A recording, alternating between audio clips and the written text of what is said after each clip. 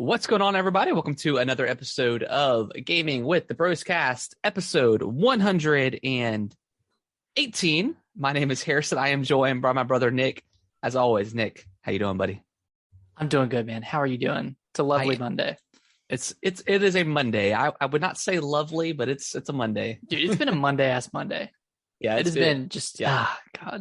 It took forever. I feel like forever for like my job to just be done. Just the day to be over with, but it is what it is. My job sent me a new laptop, and of course, it didn't work. Oh yeah, of course, that's standard.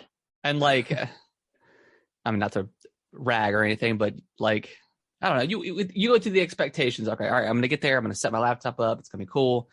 I get there. I can't get it connected to like the internet. And then I go like to one of the managers, and she's like, "Yeah, it's Monday, so just don't even worry about it. Did you bring your laptop in? Your other one?" I'm like, "Yeah." Well, go ahead and get on there and get some calls going. Didn't say it like that, but you know that's how I heard it. Yeah. Nah, it's all good. But I ended up getting it working, so not that it really matters. Like it's just a faster laptop, and so you just got an upgrade. Is that?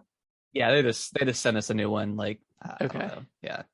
I never really had a problem with mine, but I don't know. It went from being black to silver, so that's cool. Oh, sweet, man. Mine's black. It's pretty fast though. It's pretty good. Although it screams at me, makes a lot of noises. You gotta get that PlayStation 4 fan going on. Honestly, man, it sounds like a tidal wave is constantly coming at my desk. Crazy. But Nick, before we jump into some news that happened, of course, right after our podcast last week, the day after, couldn't have timed it any better. Exactly. I almost was like, let's just like do like a part 2 or something. But I'm glad we didn't because nothing really else happened. But before we dive into what we've been playing and news and stuff, Nick, how was your week? It's good, man.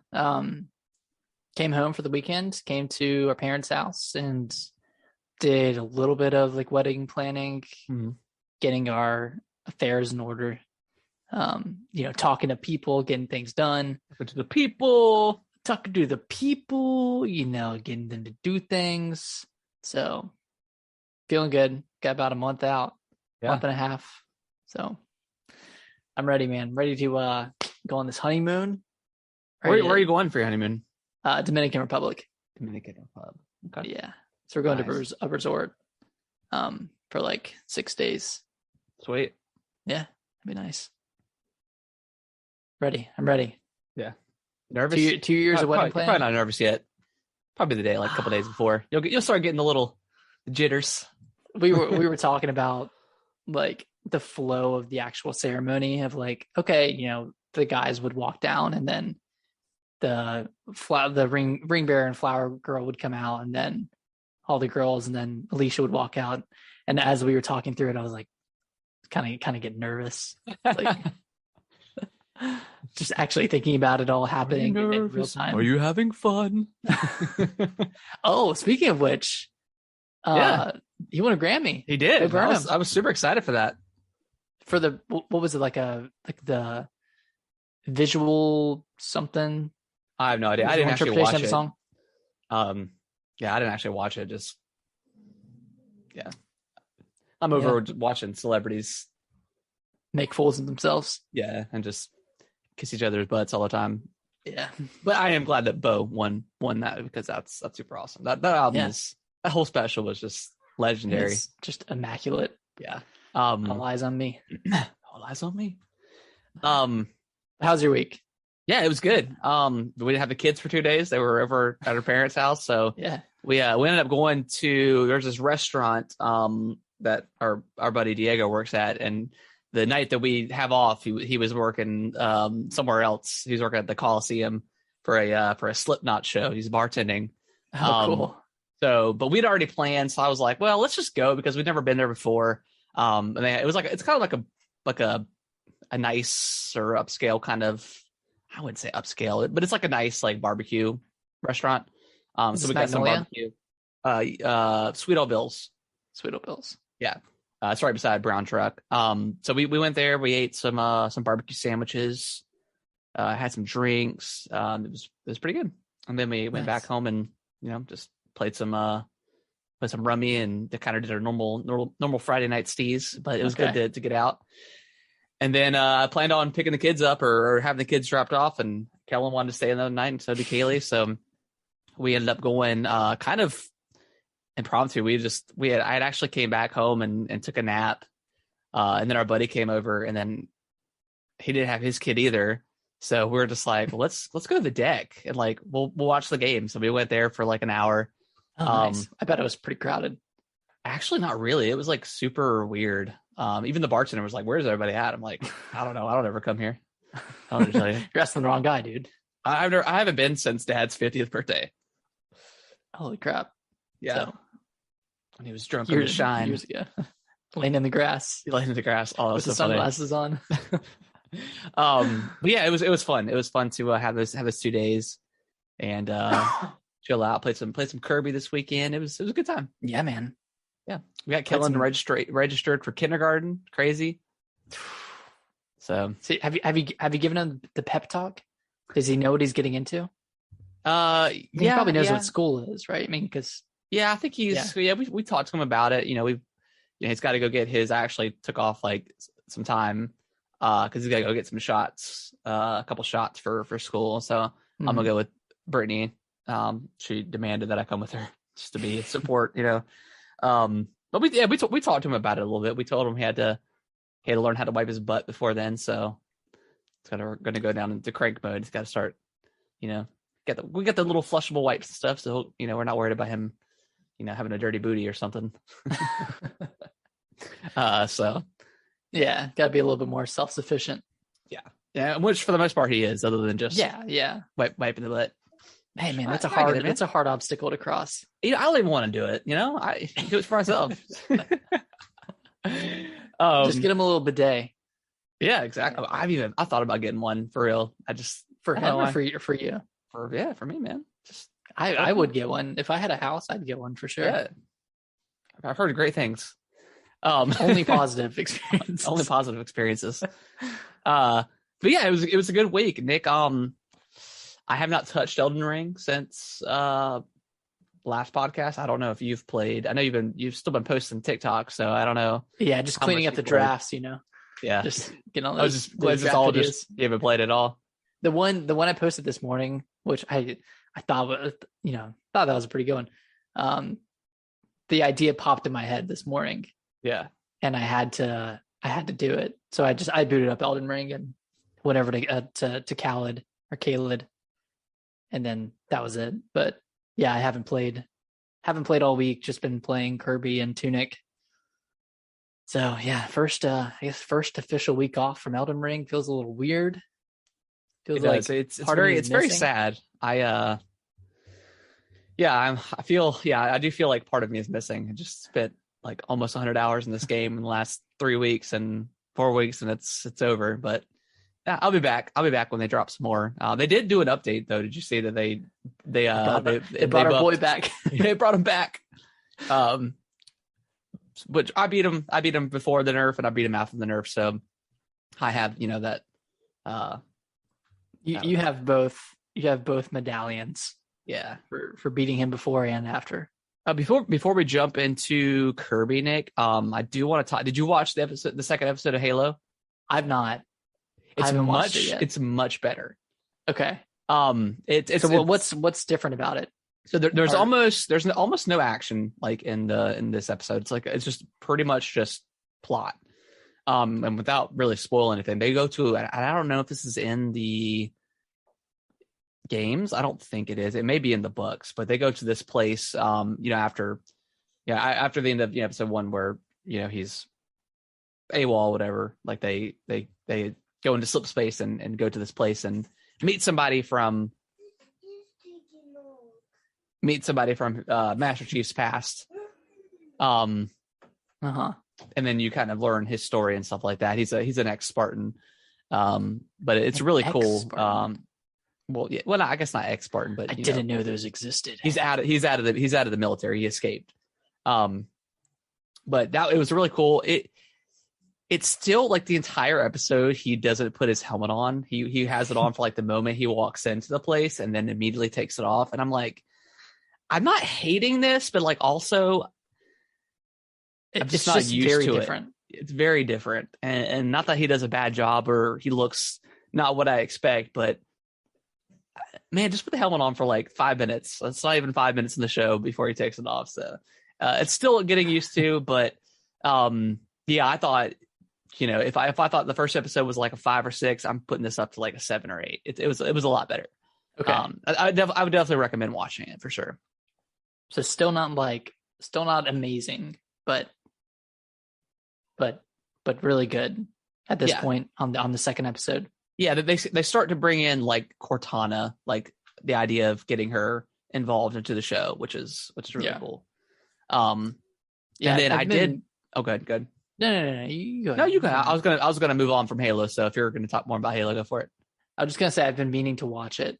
Okay. But I started this show. It's on Apple TV, I think, which they have a lot of great shows. I don't know if you've meandered on there in a while, but I haven't. I've thought about it, but just the thought of another subscription kind of. Oh, you don't have it? No, I don't. No. I think we have it because Alicia got a new phone or something.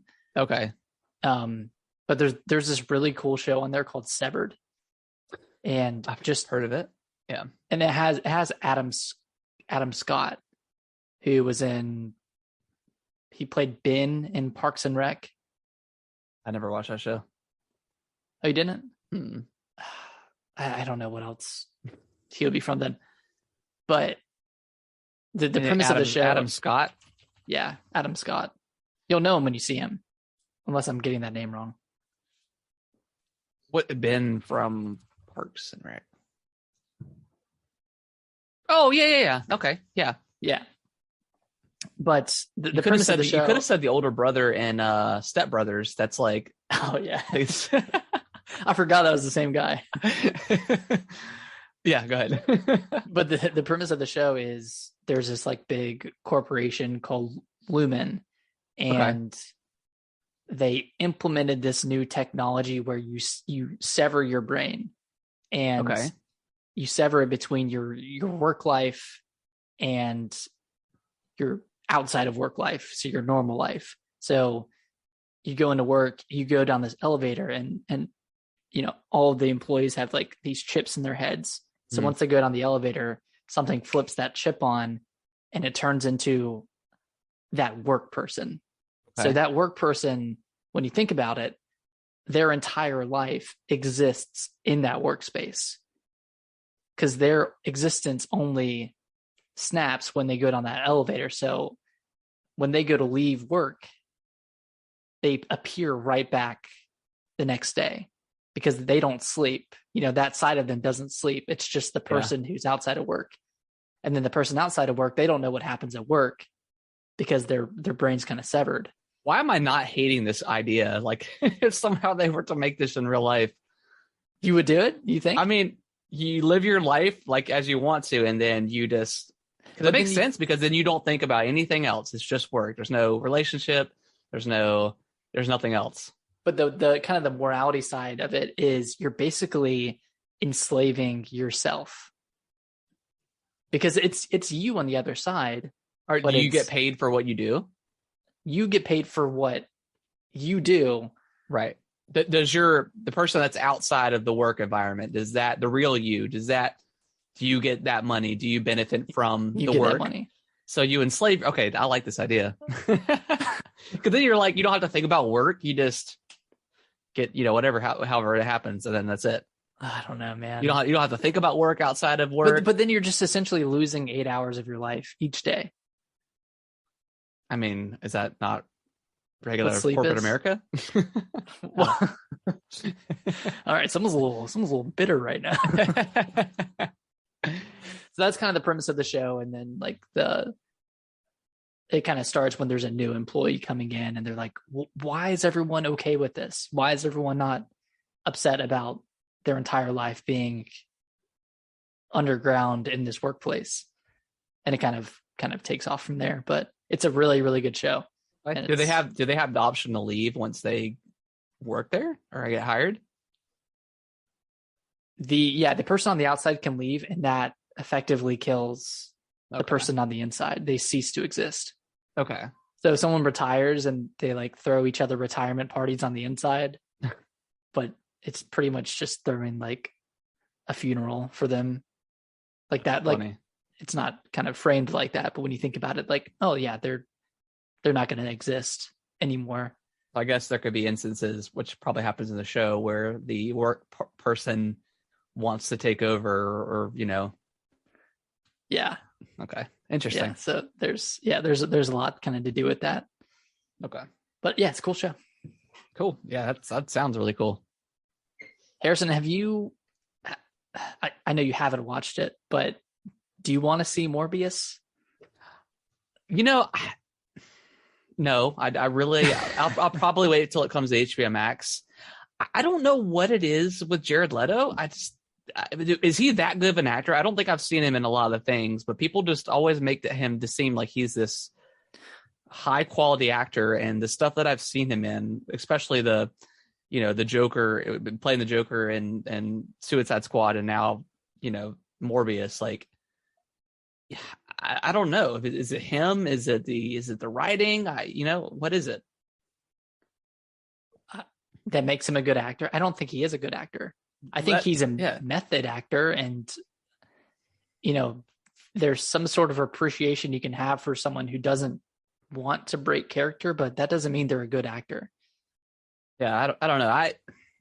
I really don't know who Morbius is, and that's with a lot of, like, especially, like, I want to talk about Moon Knight here in a second, but like a lot of these Marvel movies, like, I have no idea who they were. I never was into comics really like that outside of like the movies and stuff. Mm-hmm. So I didn't really know who he was, other than he was a vampire. So I don't have that affinity for seeing him on the big screen. I'm sure some people, that's his favorite. It's one of their favorite anti-villain or whatever they are. Whatever it's called. Anti-hero. Anti-villain. Anti-villain. So it's a good guy. You mean heroes? Heroes. So I don't know. I didn't, and just him being casted, I wasn't like, oh, he was like, yes, this is going to be the greatest movie of all time or whatever. I don't know. I can't think of a movie he's been in that has gotten really good reviews. One would say that, what's that song? What's this song from his band? 30 Seconds to Mars. Yeah. What's The Kill? One would say that's probably his only good work. I would agree with that, because I really like that song. It's a great song, but I could not tell you another 30 Seconds to Mars song. So he was in that band before he was an actor, right? Yes. Yeah. He should have stayed in the band. Well, he's still in the band. Like, they still make music, I think. They do? I'm pretty sure they do. I think maybe they're on hiatus or something, but I think they still tour. But that's probably his greatest. That's probably his life. His life gonna be his life's best work. It's a great song. Morbius. Yeah, Morbius.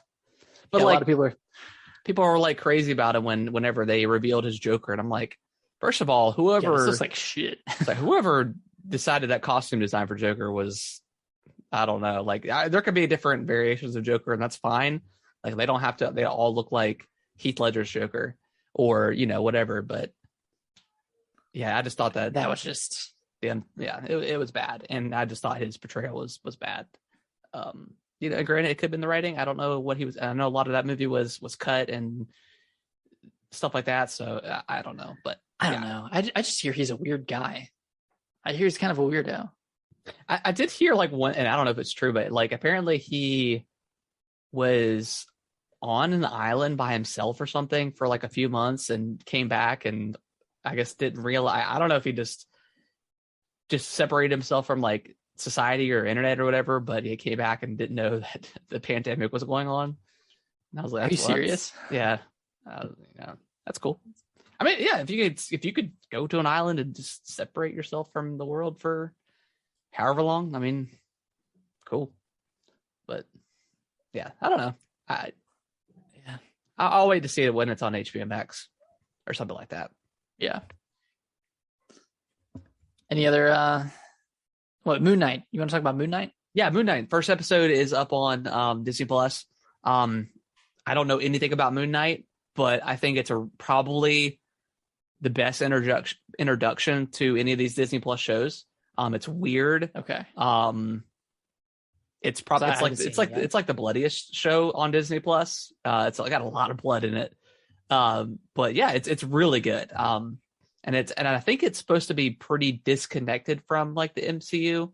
I'm sure they'll Mhm. tie it at some point, but I think that was like one of the biggest, like I can't remember the actor's name, but that's the reason why he said it. He loved the character so much, or this series, is that it's pretty disconnected. So if you've got that MCU, um you know, what's the phrase, if it's too much MCU, The which is a fatigue. lot, yeah, fatigue, this, you can kind of get that fixed, but it's also pretty disconnected. Like you don't hear anything about anybody else. So Okay, that's it's good. pretty cool. That's good. Yeah, Yeah, it's cool. been meaning to watch this as well. There's a Yeah, lot of shows out right now, man. yeah, there There's a is.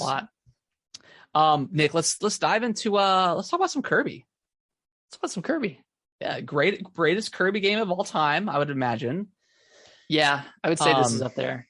Not that I've only played Kirby that many game Kirby's. I've ever beaten, and probably play more than an hour. To be honest, like I'm not really a Kirby fan. But going forward, I would look forward to any kind of Kirby thing that comes out that's pretty close to what we got here. Yeah, It's good. It's really good. it's really good. The only other Kirby I played was the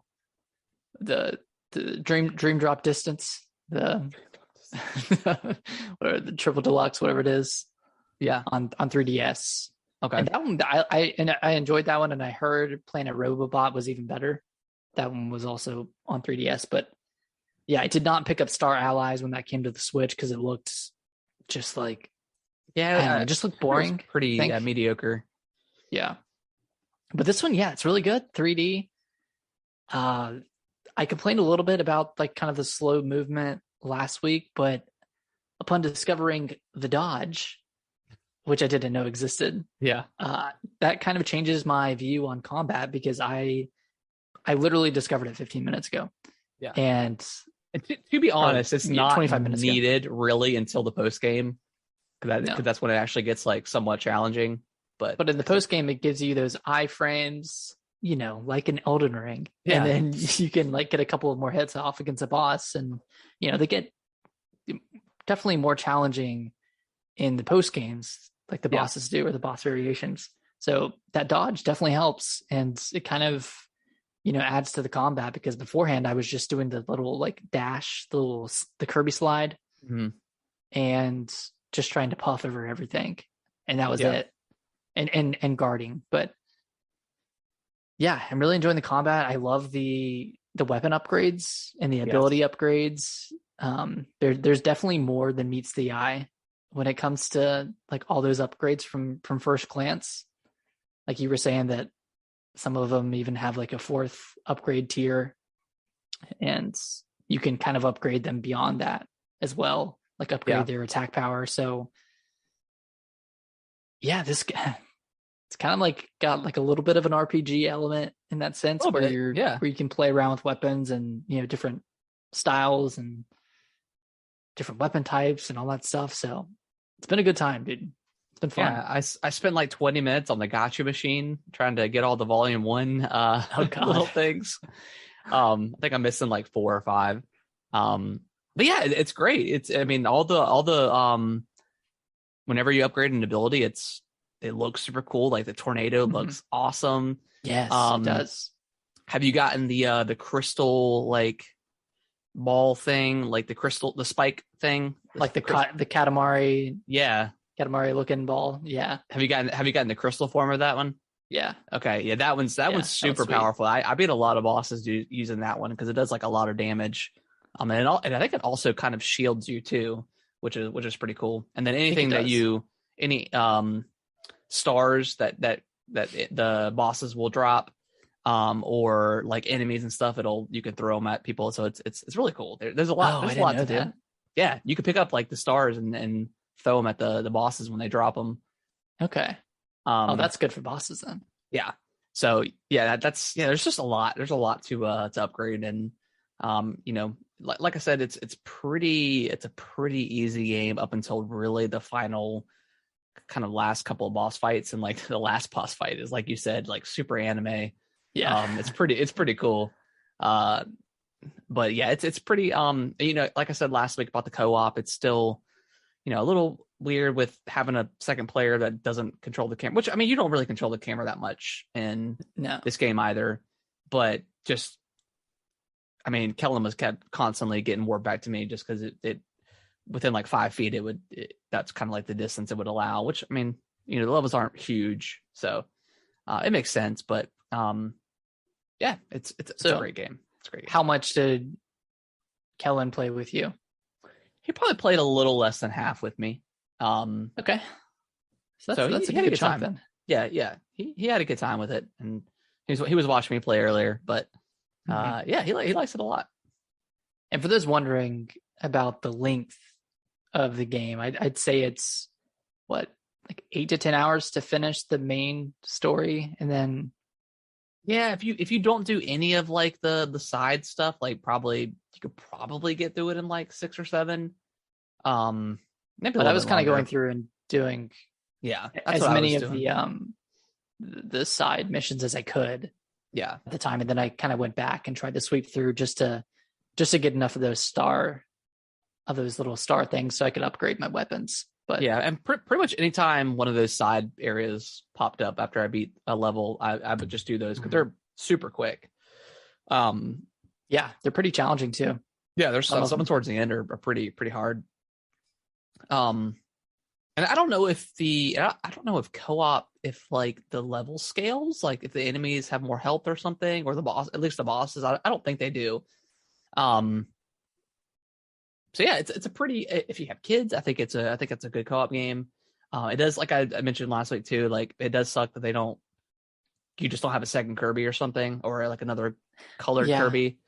But I mean, maybe having 2 would just, I don't know, mess the game up. Maybe they tried that. I also don't know if like the co-op in other Kirby games that kind of work the same way, where you use a Waddle Dee. I'm not sure. I thought in Star Allies you could have multiple Kirbys, but I could be totally wrong. Yeah, but yeah, it's kind of weird that for as like kind of silly of a company Nintendo is, they kind of try to canonize like their games, like in Mario you couldn't have 2 Marios when you were playing what is it called? Cappy, or with Bowser's Fury. Yeah, when you're playing Bowser Jr. Yeah, just let him have 2 Marios. Just let it be 2 Kirbys, 2 Luigis, whatever. But yeah, I guess that's the only like blight on Kirby, is that if you're trying to play with 2 people, it's not going to be the same experience. Yeah, from both sides, unless you have a kid who doesn't really care, you know. Yeah, which he didn't like. He didn't say, he tried like to pick up one ability, and then I was like, oh, he can't. I don't think he can do it. And he was like, oh, okay. And then he was fine. So not a huge deal. But yeah, I think Kirby's great. I think this is the best Kirby has ever been. And I think a lot of people have pretty much said that for being like avid Kirby fans. So yeah, I think it's definitely, I mean, it'll probably never go on sale, so it just no. I'd recommend it. I think it's definitely worth it, and the post game is pretty awesome. So there's a lot to do. It's just a lot to do between the arena, which has multiple kind of multiple stages and multiple difficulty levels essentially, and then all of the mini games, all of the Waddle Dees you can collect throughout the base game, and then all of the unlockable levels, the side levels, and then just the post game itself. Like, there's a lot to do. Like, if you're trying to go 100% this game, it'll probably take you upwards of 20 to 30 hours to get through everything. Yeah, it's I'd say expensive. I was not expecting. I thought after the main story that would be really it. Like, I didn't expect there to be a whole nother like area essentially. So, but when I saw the to be continued line, I was like, okay, there's going to be a sequel. Yeah. And then, no, post game, which that's cool, man. Yeah, this game definitely weird going from Elden Ring to Kirby. The Pink Menace. He's probably more powerful than any boss in Elden Ring when you think about it, because he's all encompassing. He could swallow Radahn whole. Or just like cover him with his pinkness and just become Radahn. Just mouthful mode for Radahn. Yeah, I don't know. It's weird though. It's like I don't know. Even like the premise of the game, like you get sucked into this other world, and it's kind of like Last of Us, where you've all this. It's like a city like covered in greenery and stuff. So it's like, what happened to these people? Did Kirby just? And there's also like no people in the game too, like where Kirby's from, and it's like, did he just eat these people or? Oh, Kirby? You think Yeah, Kirby who knows? ate them? I don't know. Yeah, I mean, he's probably like a god, like because I don't think I don't think other Kirbys exist. So he's probably the most powerful being in the galaxy. And then maybe the Waddle Dees just worship him, but yeah, I don't know. It's I don't know what Kirby is, but and I like him. What I don't understand is what is the difference between just sucking something up normally and then mouthful mode? Because theoretically, couldn't Kirby just suck up a vending machine and become a vending machine? Well, maybe because it's too big. I don't know. I think canon, I think in the story is when he went to the portal, it unlocks some sort of like hidden ability within him. So okay, and also like just the idea of getting sucked up by Kirby and then just becoming nothing, or you turn into a star and get shot out of its mouth and then die. Like it's kind of messed up, man. Kirby's a cold-blooded killer. Maybe like Kirby is like I don't know, maybe it's like a black hole or something and just absorbs you and then I don't know, transforms you into a star and you come back the other side and I don't know. I think we're playing as the villain in these games. I think Kirby is the legitimate villain of its world. You live long enough, you see yourself become the villain. You have to die the hero. Yeah. Kirby's good though. I think it's a fantastic game. I think it'll probably all said and done. It'll probably be on my top 10 for sure. For this year or for all time. I don't know about all time. Definitely for this year. Okay. Maybe even top 5. I don't know. It just depends. I do need to play Tunic. Tunic's my next game. I think I'm going to start up this week. Nick, man. Talk to me about Tunic. Oh, so I guess the elevator pitch for Tunic is it's a top-down isometric Zelda-like adventure game that's fairly open. So it's kind of reminiscent of earlier Zelda titles like A Link to the Past or Zelda 1. Yeah. Whatever it's called, Legends of Zelda. But yeah, but it's Dark Souls too. But it's got a hint of Dark Souls. No, I would not say it has much of a hint of Dark Souls aside from the fact that you can go back to your ghost after you die, but you don't lose everything. You just lose a couple of coins. That's like all I like this and like Death's Door. It's like it's like it's not though. It's not. Oh, it's not. I think people just use it for clickbait.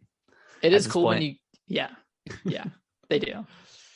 The cooler part about that part of it that is somewhat reminiscent of what a Souls game could be is when you do go back to your body and you like absorb your soul or absorb your ghost. I'm gonna call it a ghost, not a soul.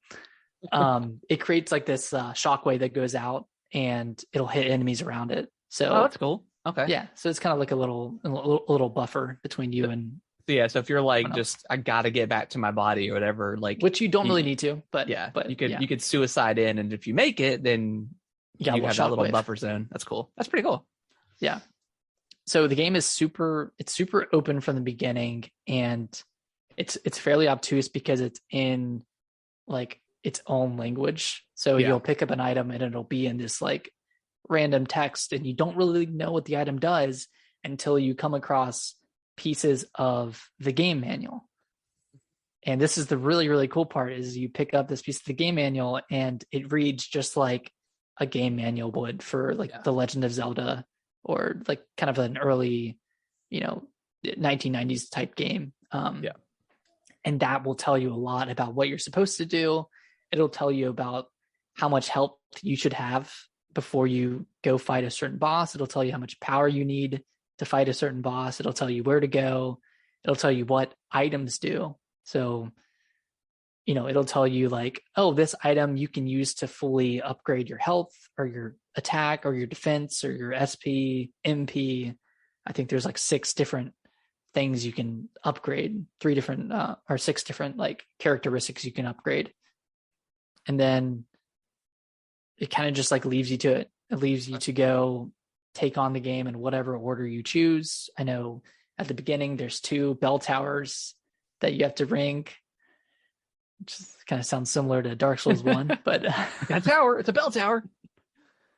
But I think you can do those in either order. And then after that, there's like 3 medallions you have to collect, and you can do that in any order if you want. I'm pretty sure. So how deep are you? Pretty deep into this game? I would say I'm like 5 to 6 hours in. Okay. I've made it through 3 major bosses. Okay. Does it feel kind of like it's this year's Death's Door? Kind of. It really does. Okay. Yeah. I mean, our style is a little bit different, but when I was playing, like I definitely got like that Death's Doorsy, kind of vibe, which is great. But I was just distracted by Elden Ring at the time, and I didn't play much, so I'm definitely gonna start up. And I think you specifically will have a similar reaction to this as you did Death's Door, because the actual exploration and like the moment to moment combat, it's really fun and really rewarding. And like, there's a lot of like, oh, I'm going to like go around this corner and, oh, I don't see myself. Where am I going? Where am I going? I can't see myself. And then you'll pop out on another side. And like that kind of stuff is really cool. Okay.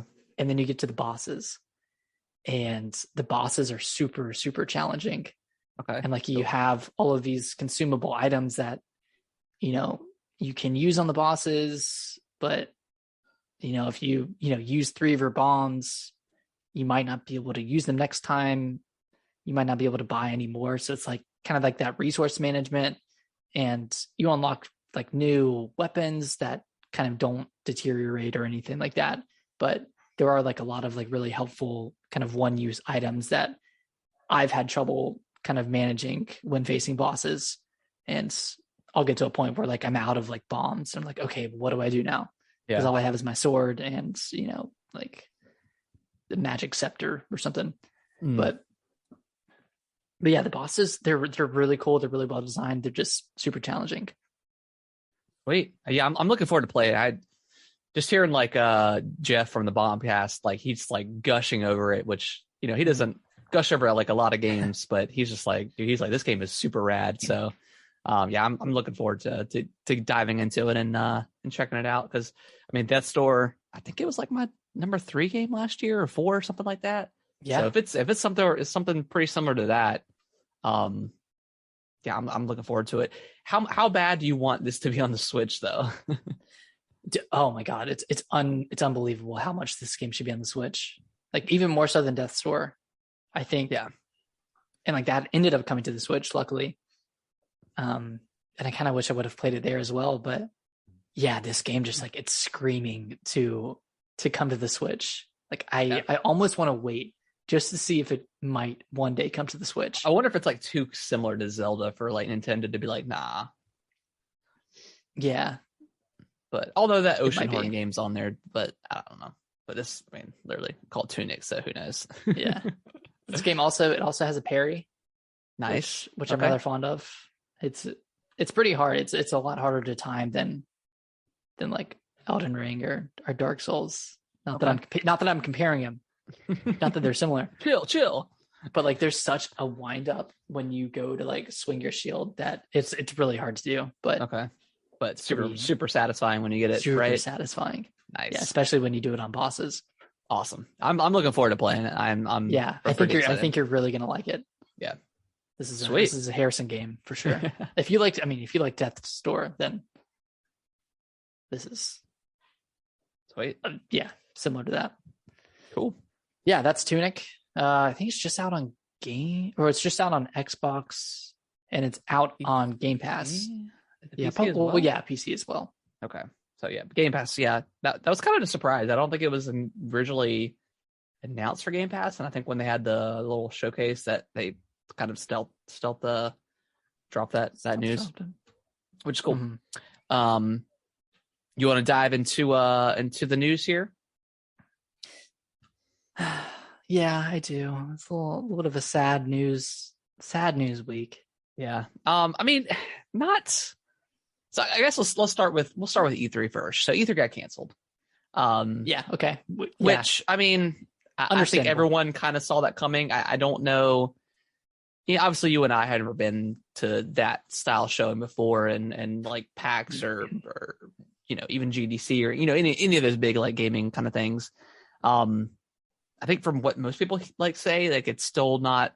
They still like feel like it's not quite there as as far as COVID goes. But even then, like I don't know, E3 is always, especially over the last few years with like the whole like all the information got leaked from all the people that were attending. That sucks.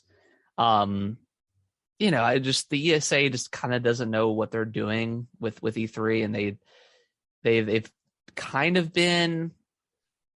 I mean, they definitely been on the downward spiral for a while, and haven't really adapted like or changed the show that much. And I think now that especially Jeff Keighley's doing is taken over the game industry pretty much as far as with game Summerfest and the Game Awards, and he does some stuff at Gamescom like the opening night or whatever. Like I think there's pressure on that. I think that maybe had a lot to do with them canceling as well. So I don't know. I think after, still sad though, after PlayStation left in, what was it, 2016, 2017? Maybe a little bit later. Yeah.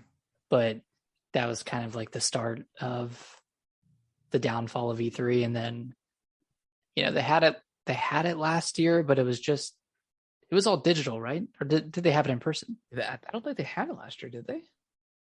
They did, because we streamed it. Well, was that E3 though? I thought that was just like no, because that was Summerfest was something different. Summerfest was before. Yeah, I think you're right. You're right. They did do like that digital event, but which was cool. I mean, seeing all that stuff. I think companies are realizing that they don't need as long as they, and I don't care, as long as they all come together collectively at 1 week in the summer, I'm good. Like I don't necessarily need for it to be in person, just because I mean we usually just watch the conferences anyways. So and we don't need it to be under the umbrella of E3. Yeah, it can be Summer Games Fest. It can be whatever people want it to be, just as long as it's all in 1 week. Exactly. Yeah, I just want the game industry to come together as a. You want to get blasted with information. I do. Just blasted with info. So yeah, it's sad because obviously like E3 was like one of our favorite times just growing up. Like it always happened when we were at the beach or something, like on vacation. Like it just always falls in that week, and it's just a perfect storm. And it's just fun to watch, like all the press conferences and stuff like that. So as long as we don't lose that, and it sounds like we won't, because it sounds like the Summerfest is getting even better this year, and so we'll. But it's not gone for good, is it? It's just canceled this year. It's canceled this year, but we'll see. They're probably just afraid to admit it. Yeah, so prolonging that as long as they can, but we'll see. You want to talk about Breath of the Wild? Yeah, let's talk about Breath of the Wild. Yeah, so like the biggest kind of news, but not surprising news, I guess, is Breath of the Wild 2 got delayed. To spring 2023. Yeah, so probably around March, April. Maybe they'll even put it on the exact date that it came out, the original, the first one. So that'll be 6 years. Yeah, which and I expected it, because we just haven't seen anything other than like the two little trailers. And Nick, you tweeted that like I think they just announced it too early. 2019. Like they did not need to kind of wet people's palate with the idea of another Breath of the Wild, because the Switch was in its. The Switch is still kind of in its peak, but it was in peak popularity. You don't need you don't need to fill up E3 with any more heavy hitters. Like they had enough, and they announced it, and then didn't hear anything until last year.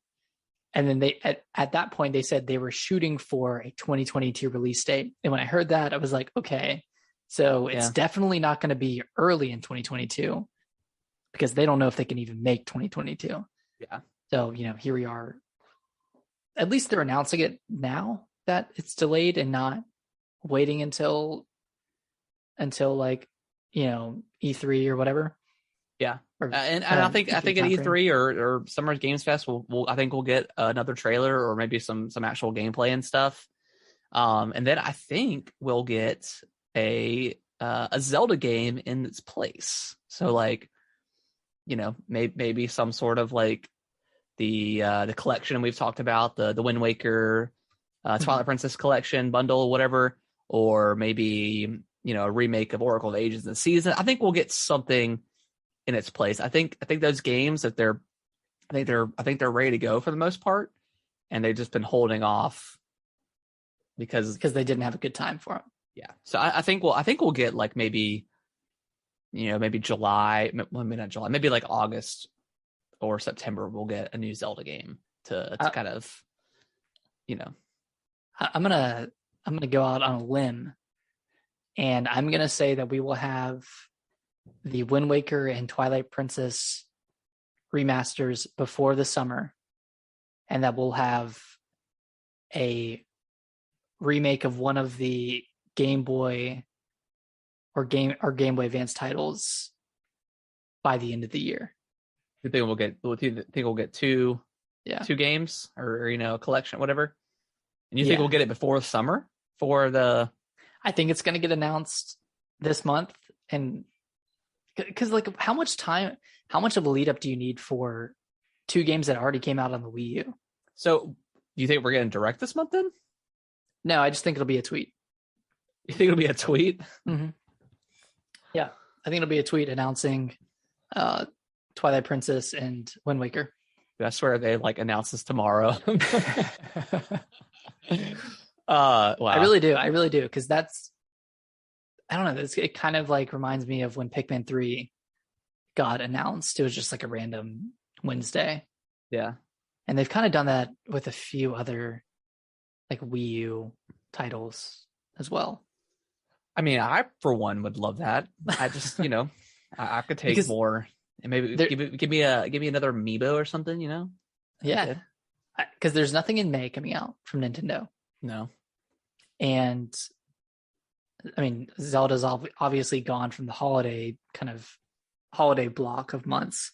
So I think if they added in that remake and then threw in like a Metroid Prime 1 remake, I mean, this starting to sound could be like the best year. Like without Breath of the Wild 2, with that getting delayed, this could still be like one of the best Switch years ever, which is insane. Yeah. I mean, it's already pretty good with Kirby and Pokemon.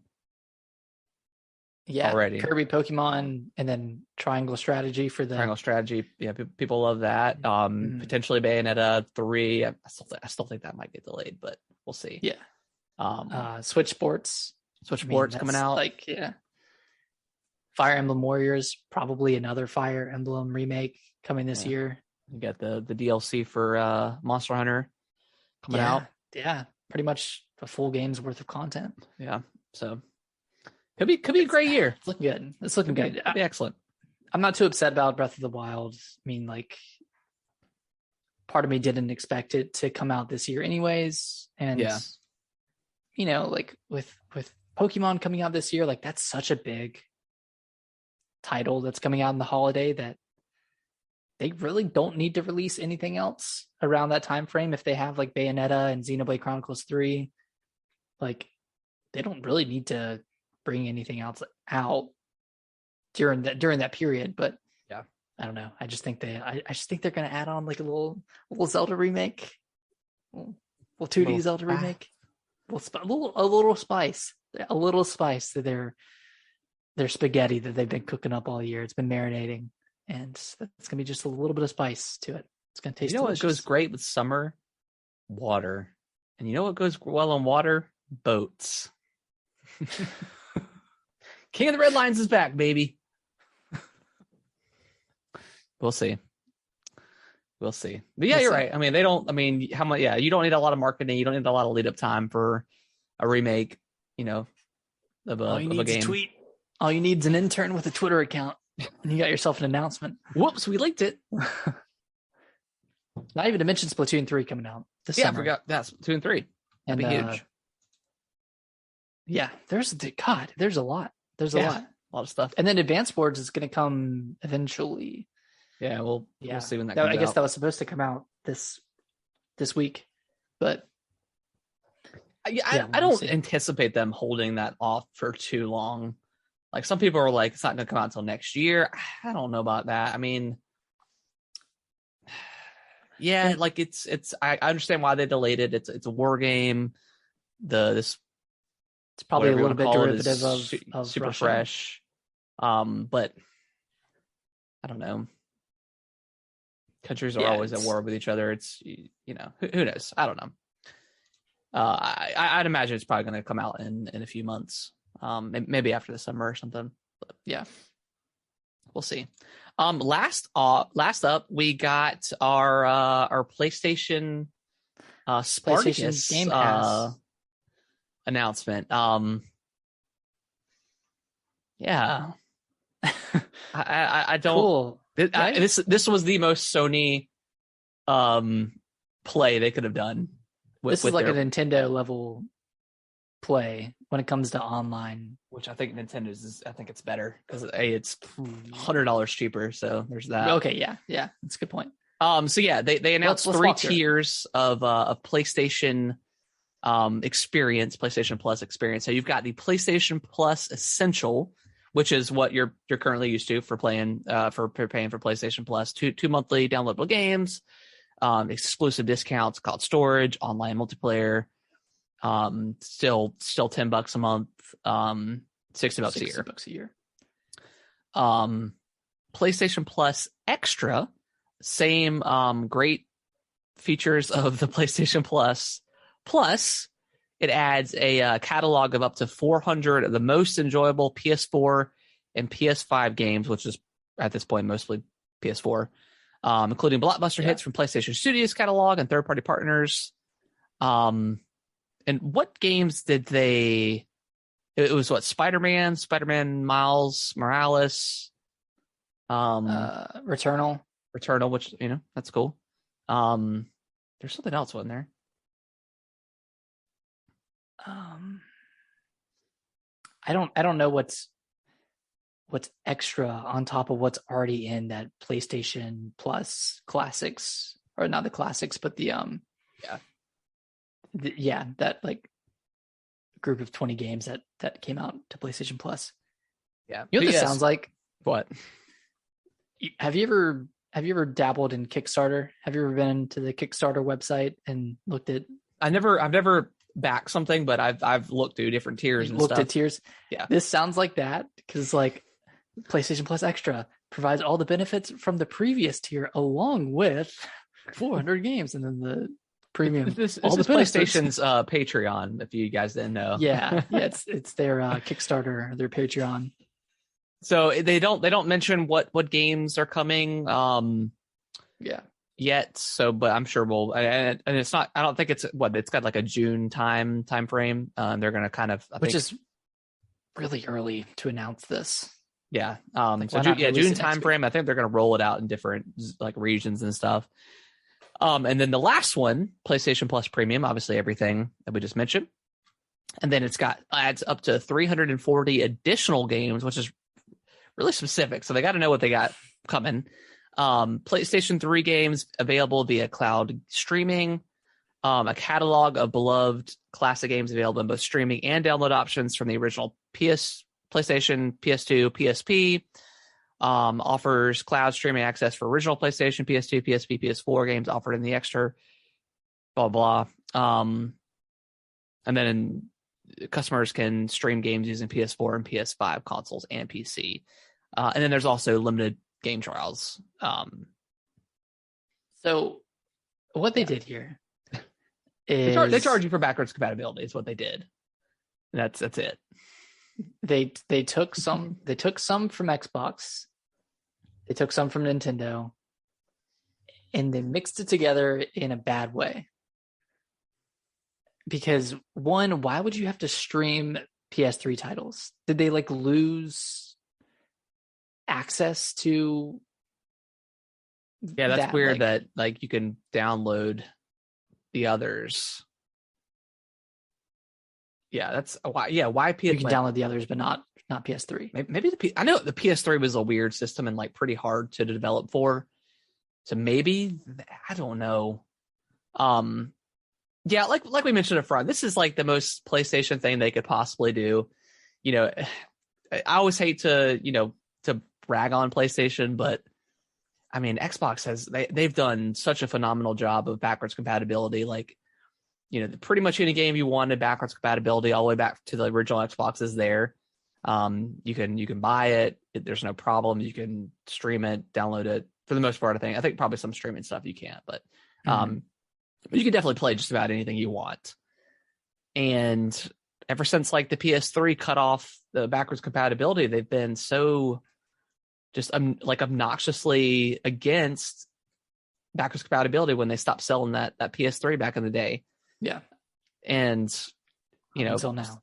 And Nintendo's not really any better. Like, I mean, to be honest, like their library is their library is probably far less than what they're going to have day one or what they're saying they're going to offer. But it's $90 cheaper than so. Yeah. And like I don't know, they have the audacity to charge so much for backwards compatibility, and there's no day one games yet that they said. And that'll probably come out. I mean, like they'll probably announce that at a later date. Yeah, it'll probably be like a game by game basis kind of thing where, maybe it's like a multiplayer game they'll do it or something like that. But I don't see God of War or something like that being day one on this thing. Oh, you mean like the new God of War? Yeah, like the new God of War. No, those will not come. Yeah, that's what I'm saying. Like I don't think. I think maybe if they have like an exclusive or first party multiplayer game that they can potentially charge micro, then they'll probably put it day one on the service for free. But you'll never see God of War day one, like the new one or anything like that. It's too big. Yeah, it costs too much to develop, I guess. But yeah, like I guess the PlayStation Plus Extra, like the $15 a month tier, that's kind of the Game Pass competitor. That's the one that gets you those, PS4 and PS5 games. But yeah, I mean, like you just said, like it's not Game Pass. You're not going to get those day one games. There's not like a real tangible benefit to knowing what you're going to get in the future. Like with Game Pass, like, you're going to get Starfield when it comes out. You're going to get, Ghostwire Tokyo when it eventually comes to Xbox. That's going to come to Game Pass. With these games, it's like, okay, well, do I buy God of War when it comes out, or do I wait 6 months for it to maybe come to PlayStation Plus Extra? Like, there's no certainty with anything, and that's kind of frustrating, I think. Yeah. But I mean, maybe they'll get some really cool deals like Xbox gets, where they had like Outriders and stuff on their day one, or they'll get like some really cool indie stuff day one. Maybe something like that to really try to get people to upgrade. I don't know. I would be curious to see, for a person that only plays PlayStation, maybe see their reaction to this. If that's kind of, if they say that this is like a good deal or value or something like that, assuming they already pay for the PlayStation Plus.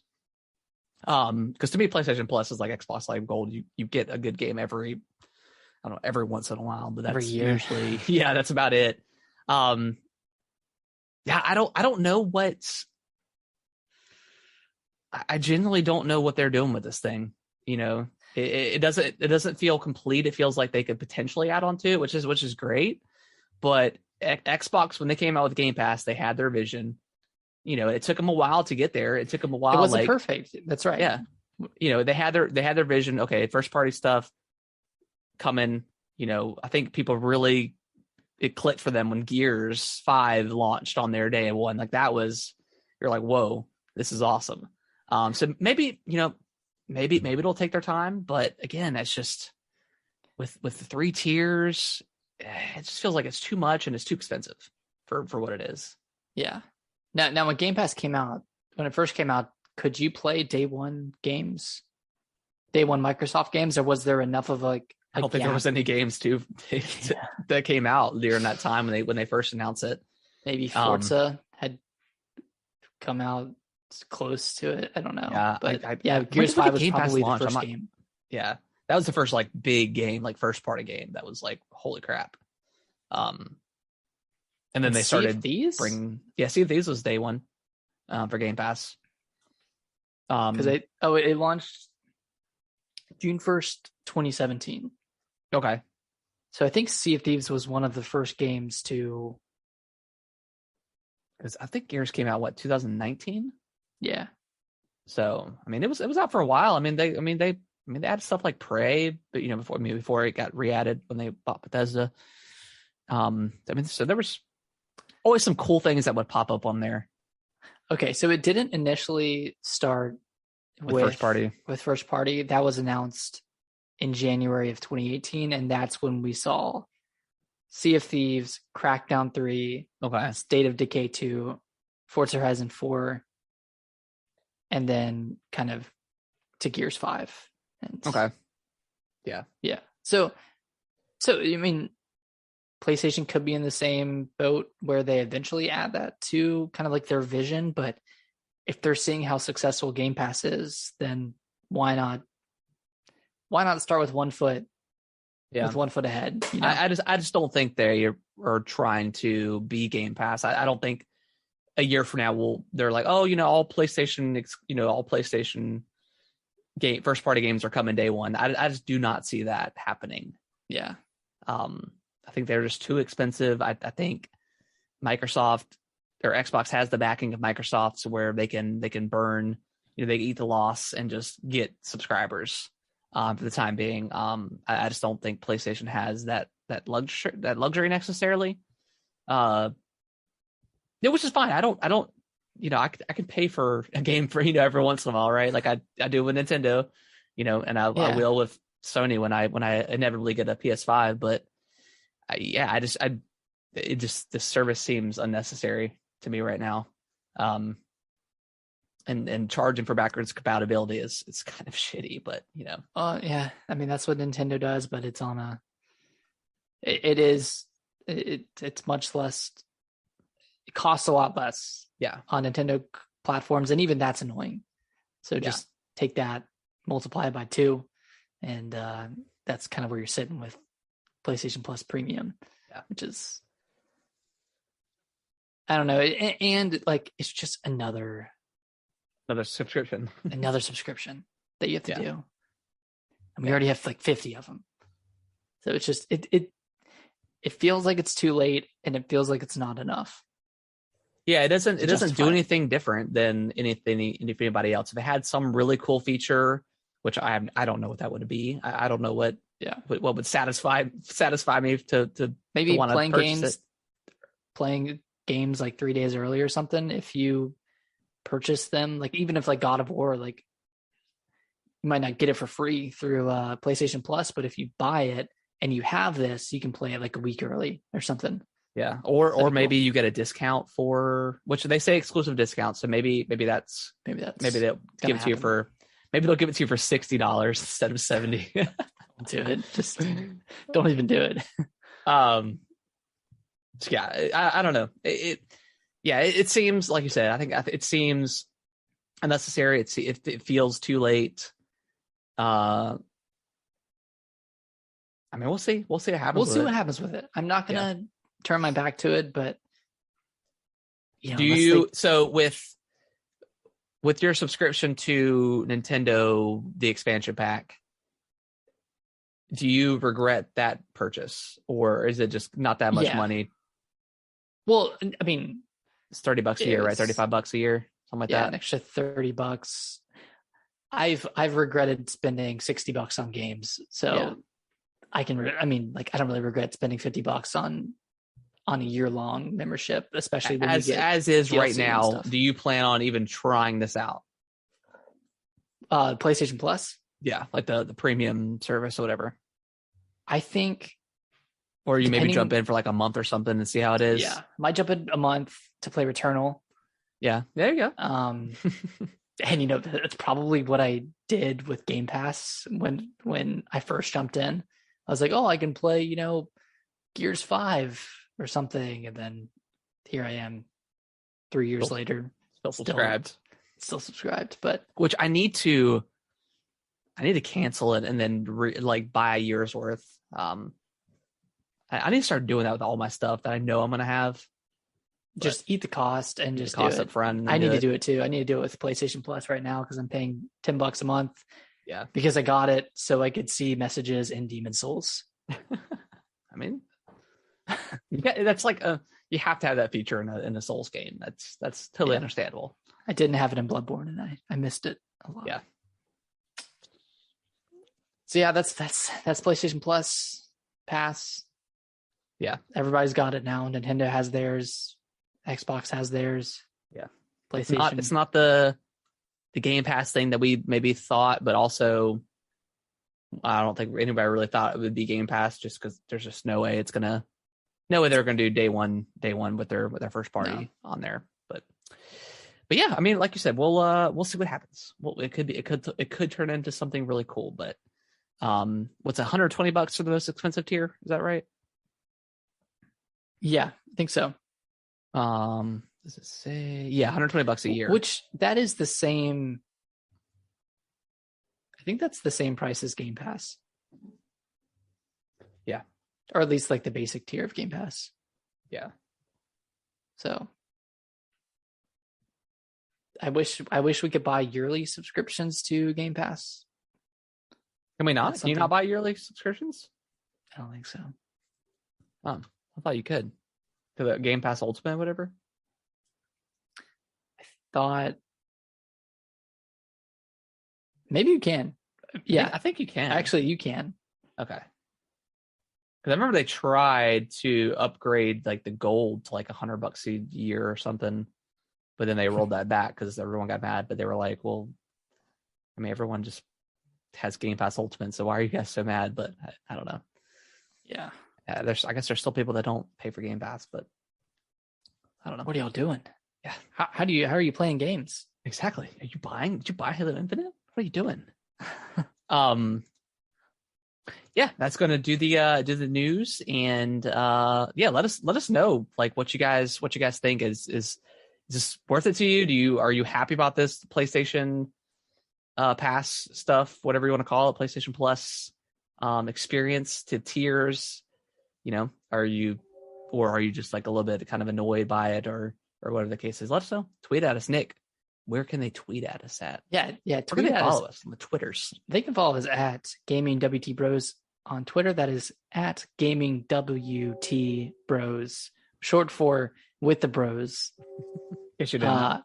In case you did not know. And then you can follow us right here on Twitch at Gaming with the Bros Cast. We go live every Monday at 8:30. We pushed it forward to 8 p.m. in respect for basketball. Yeah. But normally 8:30-ish p.m. We are we're close to 100, so I think that's our goal right now for Twitch, is getting to 100 followers. So yeah, if you could be so kind and just drop that follow, that would be great. That'd be lovely. And then not lastly, but we are also on TikTok at Gaming with the Bros Cast. Yep. Still putting some Elden Ring content, some Kirby content, whatever we kind of want to create in the moment. And then lastly, if you want to be on the podcast and, maybe ask some questions live, get into a discussion, join our Discord. Harrison, I don't know the @, for that, but is it just Gaming with the Broscast? I don't know the @ either. Discord has like their own like specific like link. So if you it's in the description of the podcast. So just it'll use that finger, scroll up, and it's right there. You're looking at it right now. Yep. So just join, and we'll have eventually, if we get some people on there and they want to come on and have a 2 or 3 minutes to voice their opinion, to be heard. That's what everybody wants in life, right? Is just to be heard.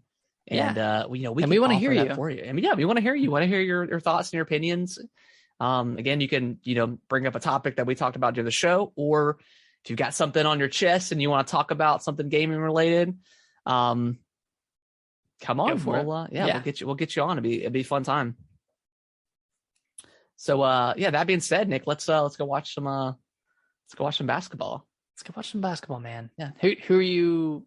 You're rooting for UNC. Hey, yeah, Carolina, man. Come on. Kansas. Whatever. Yeah. Guess got to root for the state that I'm living in. Got to root for the state that you reside. But yeah, we will see you guys next week. Thank you all so much for listening, watching. We just hit a huge milestone today. We got 5,000 downloads, over 5,000 downloads. Thank you, Elden Ring. We love you. We'll always love you. We'll be back, Elden Ring. We'll be Don't back. you worry. Miyazaki, please give us some DLC. George Robert Martin, give me some more story. Let's pick your brain. Get some of those ideas out. Yeah, I know you got some. All right, guys. We'll see you next week. Bye-bye.